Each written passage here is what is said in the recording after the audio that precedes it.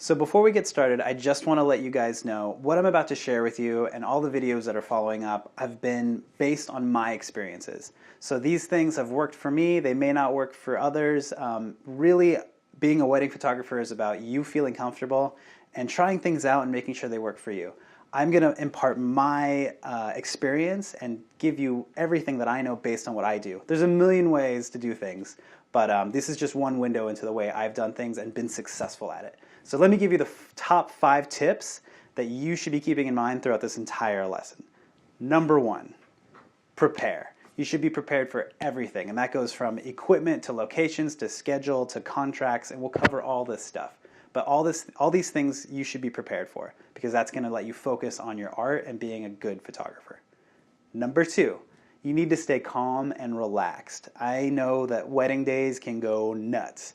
So if you're the one rock and you're the pivotal thing in a wedding, it can go really well. And you have to not stress out your couple. Again, we'll talk more about this later, but staying calm and relaxed will allow you to be an artist and also allow you to make good business decisions on the wedding day and before.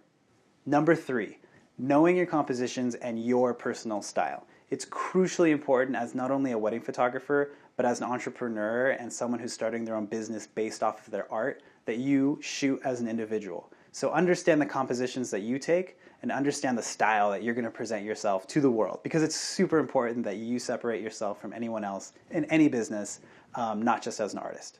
Number 4, focus on specifics. Weddings can get really big and really general, but the things that separate each wedding from anyone else's is the type of ring they have, the little tiny details and specifics that make that day special to that couple. Any wedding can look the same. It's what you bring from your eye on these specifics that will make it look even better for the couple. And we'll get more into that as we talk about exactly how to shoot. Number 5, it's what I call next shot confidence. The big thing here is that a wedding will move very quickly and you need to keep moving on. The thing is at weddings is there's a structure, right? And the coordinator or the planner, whomever it may be you, needs to keep on schedule. You need to be confident in your photos so that you can then move on to the next one. So have confidence and go to the next shot. Once you feel like you've captured that shot, move on. So I would keep that in the back of your mind as you learn and hear about how we're going to take photos in weddings, because that'll keep you moving and it'll keep you confident. And as long as you're confident and you feel comfortable, your photography and your art will excel and it will be amazing. So you just got to keep that confidence up. So those are my 5 tips for taking better wedding photos. We're going to get into the details and the nitty and gritty of all of that. Just kind of keep those in the back of your head as you hear me talking about and how I show you all these different examples of what I was thinking when I was shooting things. I'll keep referring back to when I was calm, when I was focusing on specifics. So those are my 5 tips. Let's get going.